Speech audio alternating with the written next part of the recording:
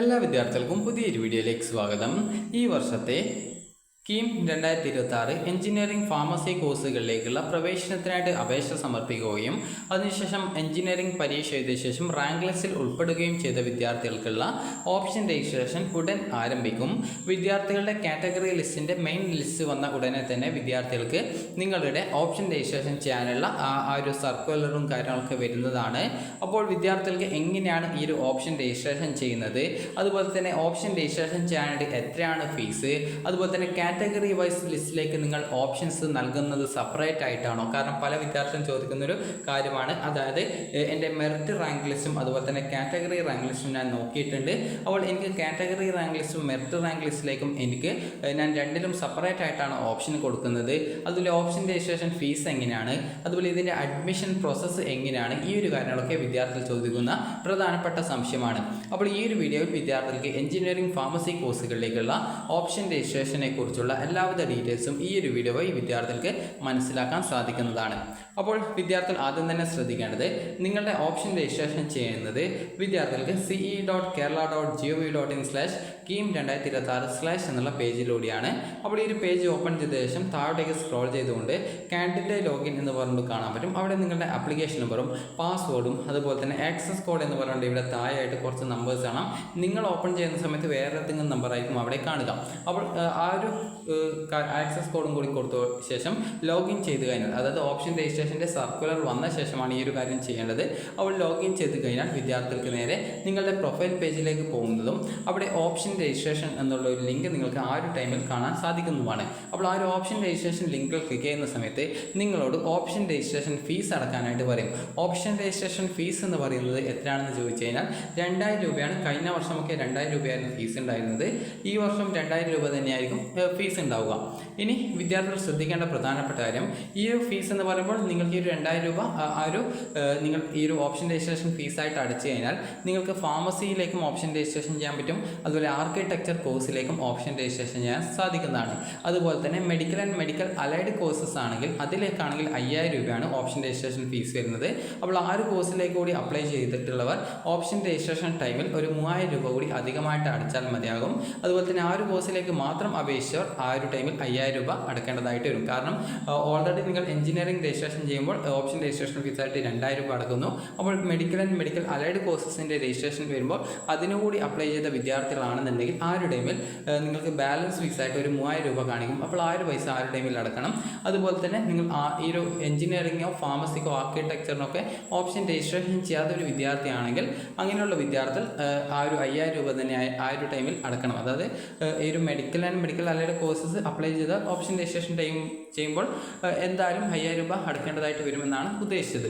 ഇനി ഇങ്ങനെ ഈ ഒരു ഓപ്ഷൻ രജിസ്ട്രേഷൻ ഫീസ് നിങ്ങൾ പേയ്മെൻറ്റ് ചെയ്തു, നിങ്ങൾക്ക് ഡെബിറ്റ് കാർഡോ ക്രെഡിറ്റ് കാർഡോ നെറ്റ് ബാങ്കോ ഒക്കെ ഉപയോഗിച്ചുകൊണ്ട് നിങ്ങളുടെ പ്രൊഫൈൽ മുഖേന ആ ഒരു ഫീ പേയ്മെൻറ്റ് നടത്താവുന്നതാണ്. ഇങ്ങനെ ഫീ പേയ്മെൻറ്റ് ഓൺലൈൻ പേയ്മെൻറ്റ് വഴി മാത്രമേ ഈ ഒരു ഫീ പേയ്മെൻറ്റ് ചെയ്യാൻ പറ്റത്തുള്ളൂ. അപ്പോൾ ഈ ഒരു ഓപ്ഷൻ രജിസ്ട്രേഷൻ ഫീസ് നിങ്ങൾ ഫീ പേയ്മെൻറ്റ് ചെയ്ത ശേഷം നേരെ നിങ്ങൾക്ക് ഓപ്ഷൻ രജിസ്ട്രേഷൻ ചെയ്യാനുള്ള പേജിലേക്കാണ് പോവുക.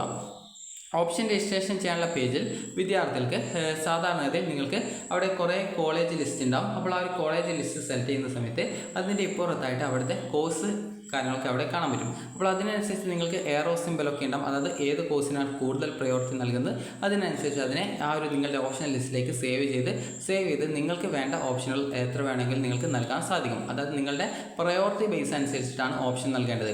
അതുപോലെ ഈ ഒരു സമയത്ത് നിങ്ങൾ ചോദിച്ച പ്രധാനപ്പെട്ട ഡൗട്ടിൻ്റെ ഉത്തരം, അതായത് നിങ്ങളുടെ ആ ഒരു സ്റ്റേറ്റ് മെറിറ്റ് റാങ്ക് ലിസ്റ്റും കാറ്റഗറി ലിസ്റ്റും നിങ്ങൾ ഉണ്ട് എങ്കിൽ ഓരോ ലിസ്റ്റിലേക്കും നിങ്ങൾ സെപ്പറേറ്റ് ആയിട്ട് ഓപ്ഷൻ കൊടുക്കണോ എന്നുള്ളത്. അപ്പോൾ അങ്ങനെ ഓപ്ഷൻ കൊടുക്കേണ്ടതില്ല. നിങ്ങൾ ഒരു കോളേജിൽ ഒരു ഓപ്ഷന് ഒരു കോളേജിൽ ഒരു കോഴ്സിലേക്ക് ഒറ്റ തവണയെ കൊടുക്കേണ്ടതുള്ളൂ. അല്ലാതെ 2 കോട്ടയിലേക്കായിട്ട് ഒരു കോളേജിൽ തന്നെ സെയിം കോഴ്സ് തന്നെ 2 പ്രാവശ്യം കൊടുക്കേണ്ട ആവശ്യമില്ല. നിങ്ങൾ ഒരു കോളേജിൽ ഒരു കോഴ്സിലേക്ക് ഓപ്ഷൻ കൊടുത്തു കഴിഞ്ഞാൽ അത് ആ ഒരു മെറിറ്റ് സീറ്റിലേക്കും പരിഗണിക്കും. അതുപോലെ തന്നെ കമ്മ്യൂണിറ്റി കോട്ട, ആ ഒരു കമ്മ്യൂണിറ്റി കോട്ടയിലെ റിസർവേഷൻ കാറ്റഗറി വൈസ് ലിസ്റ്റിലുള്ള ആ ഒരു റിസർവ് സീറ്റിലേക്കും പരിഗണിക്കുന്നതായിരിക്കും. അപ്പോൾ ഈ രീതിയിൽ നിങ്ങൾ ഓരോ കോളേജിലെയും നിങ്ങൾക്ക് താല്പര്യമുള്ള കോഴ്സുകളിലേക്ക്, അതായത് ഒരു കോളേജിൽ തന്നെ പല കോഴ്സുകളിലേക്ക് നിങ്ങൾക്ക് താല്പര്യമുണ്ട്. ഇപ്പോൾ മെക്കാനിക്കൽ, ഇലക്ട്രിക്കൽ, അതുപോലെ തന്നെ പലതരത്തിലുള്ള എഞ്ചിനീയറിംഗ് കോഴ്സുണ്ട്. അപ്പോൾ നിങ്ങൾക്ക് പല കോഴ്സുകളിലും പഠിക്കാൻ താല്പര്യമുണ്ടാകും. അപ്പോൾ നിങ്ങൾക്ക് ഏതൊക്കെ കോളേജിൽ ഏതൊക്കെ കോഴ്സുകൾ പഠിക്കാനാണ് താല്പര്യം, അല്ലെങ്കിൽ സെയിം കോളേജിൽ തന്നെ പല കോഴ്സിലേക്കാണ് നിങ്ങൾക്ക് അപ്ലൈ ചെയ്യാൻ താല്പര്യമുണ്ടെങ്കിൽ നിങ്ങളുടെ ഇഷ്ടത്തിനനുസരിച്ച് നിങ്ങളുടെ പ്രയോറിറ്റി അനുസരിച്ച് നിങ്ങൾക്ക് ഓപ്ഷനുകൾ നൽകാൻ സാധിക്കുന്നതാണ്. അപ്പോൾ നിങ്ങളുടെ താല്പര്യത്തിനനുസരിച്ച് നിങ്ങൾക്ക് നിങ്ങളുടെ പ്രയോറിറ്റി ബേസിൽ, അതായത് അലോട്ട്മെൻറ്റ് കിട്ടിയാൽ അഡ്മിഷൻ നേടുമെന്നുറപ്പുള്ള കോളേജ് കോഴ്സുകൾ നിങ്ങളുടെ പ്രയോറിറ്റി അനുസരിച്ച് ഓപ്ഷൻസ് കൊടുക്കാവുന്നതും എന്നിട്ട് ഓപ്ഷനുകൾ കൺഫേം ചെയ്യാവുന്നതുമാണ്. ഇങ്ങനെ ഓപ്ഷൻ കൺഫർമേഷൻ ചെയ്ത് കഴിഞ്ഞാൽ നിങ്ങൾക്ക് അതിൻ്റെ പ്രിൻ്റ് ഔട്ടും കാര്യങ്ങളൊക്കെ കിട്ടും. അപ്പോൾ ആ ഒരു പ്രിൻ്റ് ഔട്ടൊക്കെ നിങ്ങൾ എടുത്ത് നിങ്ങളുടെ കയ്യിൽ സൂക്ഷിച്ച് വയ്ക്കുക. ഇനി ഇതിന് ശേഷം പിന്നീട് നടക്കുന്നത് എന്താണെന്ന് ചോദിച്ചു കഴിഞ്ഞാൽ ട്രയൽ അലോട്ട്മെൻ്റ് ആണ് വരിക. ഇതിന് ശേഷം ട്രയൽ അലോട്ട്മെൻറ്റ് എന്ന് പറയുമ്പോൾ ട്രയൽ അലോട്ട്മെൻറ്റ് വന്നു കഴിഞ്ഞാൽ നിങ്ങൾക്ക് ഏത് കോളേജിലാണ് അലോട്ട്മെൻറ്റ് കിട്ടിയത് എന്നുള്ള കാര്യം കൃത്യമായിട്ട് നോക്കാം. ട്രയൽ അലോട്ട്മെൻറ്റ് എന്ന് പറയുമ്പോൾ നിങ്ങൾക്കറിയാവുന്ന കാര്യം പോലെ സാധാരണ ഇതൊരു താൽക്കാലികമായി നടത്തുന്ന അലോട്ട്മെൻറ്റ് ആയതുകൊണ്ട് തന്നെ ട്രയൽ അലോട്ട്മെൻറ്റ് കിട്ടിയാൽ നിങ്ങൾക്ക് അഡ്മിഷനോ മറ്റോ കിട്ടുന്നതല്ല. കാരണം ട്രയൽ അലോട്ട്മെൻറ്റിൽ ആർക്കും അഡ്മിഷൻ കിട്ടില്ല. അപ്പോൾ ട്രയൽ അലോട്ട്മെൻറ്റ് വന്ന ശേഷം നിങ്ങൾക്ക് ഏത് കോളേജിലാണ് അഡ്മിഷൻ കിട്ടാൻ സാധ്യത ഉള്ളത് എന്ന് മനസ്സിലാക്കാവുന്നതും നിങ്ങൾക്ക് ഏതെങ്കിലും ഓപ്ഷൻസ് ഒഴിവാക്കുകയോ ഓപ്ഷൻ്റെ സ്ഥാനം അറേഞ്ച് ചെയ്യുകയോ ഒക്കെ ചെയ്യണമെങ്കിൽ നിങ്ങൾക്ക് ചെയ്യാവുന്നതാണ്. അപ്പോൾ ഇങ്ങനെ ചെയ്തതിനു ശേഷം വിദ്യാർത്ഥികൾ ശ്രദ്ധിക്കേണ്ട പ്രധാനപ്പെട്ട കാര്യം പിന്നീട് ഫസ്റ്റ് അലോട്ട്മെൻ്റ് ആണ്. ഫസ്റ്റ് അലോട്ട്മെൻറ്റ് ഘട്ടത്തിൽ, അതായത് വിദ്യാർത്ഥികൾക്ക് ഈ ഒരു ഫസ്റ്റ് അലോട്ട്മെൻറ്റ് ഘട്ടത്തിൽ സാധാരണ അതിൽ എഞ്ചിനീയറിംഗിൻ്റെ ഓപ്ഷൻ രജിസ്ട്രേഷനാണ് ഉണ്ടാവാറുള്ളത്. സെക്കൻഡ് അലോട്ട്മെൻറ്റ് ഘട്ടം ആകുമ്പോഴേക്കുമാണ് സാധാരണ അതിൽ ഫാർമസിയുടെ ഓപ്ഷൻ രജിസ്ട്രേഷൻ വരാറുള്ളത്. അപ്പോൾ വിദ്യാർത്ഥികൾക്ക് ആദ്യ ഘട്ടത്തിൽ ഒരു എഞ്ചിനീയറിംഗിലേക്ക് ഓപ്ഷൻ നിങ്ങൾ രജിസ്ട്രേഷൻ ചെയ്യുന്നു. എന്നിട്ട് ഈ ഒരു ട്രയൽ അലോട്ട്മെൻറ്റ് വന്ന ശേഷം നിങ്ങൾക്ക് എന്തെങ്കിലും എഡിറ്റോ മറ്റോ ചെയ്യേണ്ടതുണ്ടെങ്കിൽ എഡിറ്റ് ചെയ്ത് കൺഫേം ചെയ്യുന്നു. അതിനുശേഷം വിദ്യാർത്ഥികൾ ശ്രദ്ധിക്കേണ്ട പ്രധാനപ്പെട്ട കാര്യം ഇതിന് ശേഷമാണ് സെക്കൻഡ് അലോട്ട്മെൻറ്റ് വരുന്നത്. സെക്കൻഡ് അല്ല, ഫസ്റ്റ് അലോട്ട്മെൻറ്റ് വരുന്നത്. ഫസ്റ്റ് അലോട്ട്മെൻറ്റ് വന്നതിന് ശേഷം വിദ്യാർത്ഥികൾ ശ്രദ്ധിക്കേണ്ടത് നിങ്ങൾക്ക് ഇന്ന ഒരു കോളേജിൽ അലോട്ട്മെൻറ്റ് കിട്ടിയിട്ടുണ്ട് എന്ന് അതിൽ നിങ്ങൾക്ക് കാണിക്കുന്നുണ്ടെങ്കിൽ നിങ്ങൾ ആ ഒരു പ്രവേശന പരീക്ഷാ കമ്മീഷണർക്ക് ഒരു നിശ്ചിത ഫീസ്, ഏകദേശം ഒരു 8000ഓളം രൂപയാണ് വരുന്നത്. അപ്പോൾ ആ ഒരു പൈസ നിങ്ങൾ ഓൺലൈനായിട്ട് അടക്കേണ്ടതായിട്ടുണ്ട്. അത് ഓൺലൈനായിട്ട് അടച്ച ശേഷം ബാക്കി കോളേജിൽ അടക്കേണ്ട ഫീസും കാര്യങ്ങളൊക്കെ പിന്നീട് നിങ്ങൾക്ക് അതിൽ കാണിക്കും. അതുപോലെ തന്നെ പ്രത്യേകം ശ്രദ്ധിക്കേണ്ട കാര്യം, ഈ ഒരു ഫസ്റ്റ് അലോട്ട്മെൻറ്റ് ശേഷം നേരിട്ട് പോയിട്ട് അഡ്മിഷൻ എടുക്കേണ്ട, സെക്കൻഡ് അലോട്ട്മെൻറ്റ് ശേഷമാണ് അഡ്മിഷൻ എടുക്കേണ്ടതായിട്ടുള്ളത്. അപ്പോൾ നിങ്ങൾക്കിപ്പോൾ ഫസ്റ്റ് അലോട്ട്മെൻറ്റിൽ ഒരു കോളേജിൽ അലോട്ട്മെൻറ്റ് കിട്ടിയെന്ന് വിചാരിക്കുക. ഫസ്റ്റ് അലോട്ട്മെൻറ്റിൽ ഒരു കോളേജ് കിട്ടി. അപ്പോൾ ആ ഒരു കോളേജിൽ നിങ്ങൾ ആ ഒരു സീറ്റിൽ തന്നെ അഡ്മിഷൻ എടുക്കാനാണ് താല്പര്യം. ഇനി മറ്റ് കോഴ്സുകളൊന്നും നോക്കുന്നില്ല എന്നുള്ള വിദ്യാർത്ഥികൾ അവിടെ ഫീ പേയ്മെൻറ്റ് ചെയ്യുകയാണ് ചെയ്യേണ്ടത്. അത് പ്രവേശന പരീക്ഷാ കമ്മീഷണർക്ക് അടക്കേണ്ട ഫീസ് അടക്കുന്നു നിങ്ങളുടെ പ്രൊഫൈൽ മുഖേന. എന്നിട്ട് നിങ്ങൾ അതിൻ്റെ റെസിപ്റ്റ് നിങ്ങൾ ഡൗൺലോഡ് ചെയ്ത് എടുക്കുന്നു. ഇതാണ് ഫസ്റ്റ് അലോട്ട്മെൻറ്റ് വന്നു കഴിഞ്ഞാൽ നിങ്ങൾ ചെയ്യേണ്ട പ്രധാനപ്പെട്ട കാര്യം എന്ന് പറയുന്നത്. അതുപോലെ തന്നെ അതിനുശേഷം അലോട്ട്മെൻറ്റ് കിട്ടാത്തവർ സെക്കൻഡ് അലോട്ട്മെൻറ്റിനായിട്ട് കാത്തിരിക്കുകയാണ് ചെയ്യേണ്ടത്. ഇനി സെക്കൻഡ് അലോട്ട്മെൻറ്റിനായിട്ട് കാത്തിരിക്കുക മാത്രമല്ല ചെയ്യേണ്ടത്, ഓരോ അലോട്ട്മെൻറ്റ് ഘട്ടത്തിലും ഓപ്ഷൻ കൺഫർമേഷൻ ചെയ്യേണ്ടത് നിർബന്ധമാണ്. ഓപ്ഷൻ കൺഫർമേഷൻ ചെയ്തിട്ടില്ലെങ്കിൽ ഓരോ അലോട്ട്മെൻറ്റിലും പരിഗണിക്കില്ല. അപ്പോൾ ഫസ്റ്റ് അലോട്ട്മെൻറ്റ് റിസൾട്ട് വന്ന ശേഷം അലോട്ട്മെൻറ്റ് കിട്ടിയ ഒരു വിദ്യാർത്ഥി ഫീ പേയ്മെൻറ്റ് ചെയ്യുന്നു. എന്നിട്ട് ആ ഒരു സീറ്റ് അവിടെ കൺഫേം ചെയ്യുന്നു.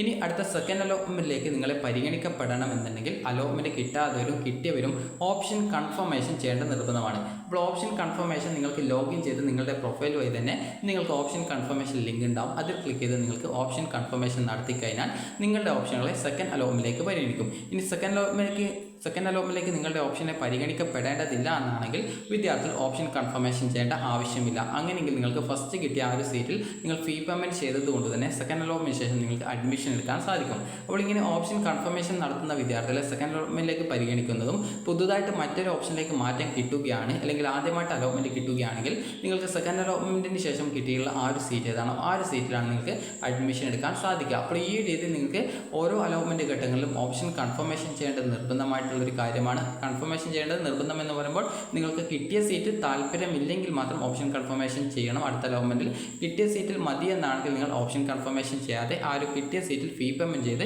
സീറ്റ് കൺഫേം ചെയ്യുകയാണ് ചെയ്യേണ്ടത്. ഇതിനിടയിലൊക്കെ ആയിട്ടാണ് ഈ ഒരു ഫാർമസി സെക്കൻഡ് അലോട്ട്മെൻറ്റ് ഘട്ടത്തിലാണ് ഫാർമസിയുടെ ഓപ്ഷൻ രജിസ്ട്രേഷൻ വരിക, അതായത് ബി ഫാമിൻ്റെ ഓപ്ഷൻ രജിസ്ട്രേഷൻ വരിക. അപ്പോൾ ആ ഒരു ടൈമിൽ നിങ്ങൾക്ക് ലോഗിൻ ചെയ്ത് നിങ്ങൾക്ക് ഓപ്ഷനുകൾ നൽകാവുന്നതും അലോട്ട്മെൻറ്റിൽ നിങ്ങൾക്ക് ബി ഫാം കോളേജുകൾ ഓപ്ഷൻസ് ആയിട്ട് നൽകാവുന്നതുമാണ്. എന്നിട്ട് നിങ്ങൾക്ക് government aided college, self finance കോളേജൊക്കെ ഓപ്ഷൻസ് ആയിട്ട് വെക്കാൻ സാധിക്കും. അപ്പോൾ നിങ്ങൾക്ക് അതിനനുസരിച്ച് കോളേജ് കോഴ്സുകളൊക്കെ ഓപ്ഷൻ വെച്ചുകൊണ്ട് അലോട്ട്മെൻറ്റിൽ പങ്കെടുക്കാവുന്നതാണ്. ഇതിനുശേഷം സെക്കൻഡ് അലോട്ട്മെൻറ്റ് വന്നതിന് ശേഷമാണ് വിദ്യാർത്ഥികൾക്ക് ഈ ഒരു കോളേജിൽ ജോയിൻ ചെയ്യേണ്ടതായിട്ടുള്ളത്. അപ്പോൾ നിങ്ങൾക്ക് നിങ്ങളുടെ അലോട്ട്മെൻറ്റ് മെമ്മോയും അതുപോലെ തന്നെ ഡാറ്റ ഷീറ്റും ഒക്കെ പ്രൊഫൈലിൽ ലഭ്യമാകും. അപ്പോൾ അത് നിങ്ങൾ ഡൗൺലോഡ് ചെയ്തെടുത്ത ശേഷം അലോട്ട്മെൻറ്റ് കിട്ടിയ കോളേജിൽ പോയിട്ട് നിങ്ങളുടെ ടെമ്പററിയോ അല്ലെങ്കിൽ പെർമനൻ്റ് ആയിട്ടൊക്കെ അഡ്മിഷൻ എടുക്കാൻ സാധിക്കുന്നതാണ്. ഇനി ഇതിനുശേഷം പിന്നീട് തേർഡ് അലോട്ട്മെൻറ്റ് വരും. തേർഡ് അലോട്ട്മെൻറ്റ് ഘട്ടത്തിൽ നിങ്ങൾക്ക് പുതുതായിട്ട് കോളേജ് കോഴ്സ് മാറണം എന്നുള്ളവർക്ക് കോളേജ് കോഴ്സ് മാറുന്നതിന് വേണ്ടിയിട്ട് വിദ്യാർത്ഥികൾക്ക് അടുത്ത അലോട്ട്മെൻറ്റുകളിൽ പങ്കെടുക്കാൻ സാധിക്കുന്നതായിരിക്കും. അപ്പോൾ ഈ ഒരു രീതിയിലാണ് ഇതിൻ്റെ അഡ്മിഷൻ പ്രോസസ്സ് എന്ന് പറയുന്നത്. അപ്പോൾ ഈ ഒരു രീതിയിൽ നിങ്ങൾക്ക് ഓരോ അലോട്ട്മെൻറ്റ് ഘട്ടത്തിലും അതേക്കുറിച്ചുള്ള ഡീറ്റെയിൽസ് നിങ്ങളെ അറിയിക്കുന്നതായിരിക്കും. കാരണം എല്ലാം ഒരൊറ്റ വീഡിയോയിൽ പറയുന്ന സമയത്ത് നിങ്ങൾക്ക് എല്ലാം ക്ലിയർ ആയിട്ട് അറിയാതെ ഫുള്ളായിട്ട് മനസ്സിലാവണമെന്നില്ല. അപ്പോൾ നിങ്ങൾക്ക് ഈ ഒരു വീഡിയോ ഉപകാരപ്രദമായിട്ടുണ്ടെങ്കിൽ ലൈക്ക് ചെയ്യുക, ഷെയർ ചെയ്യുക. Thank you for watching.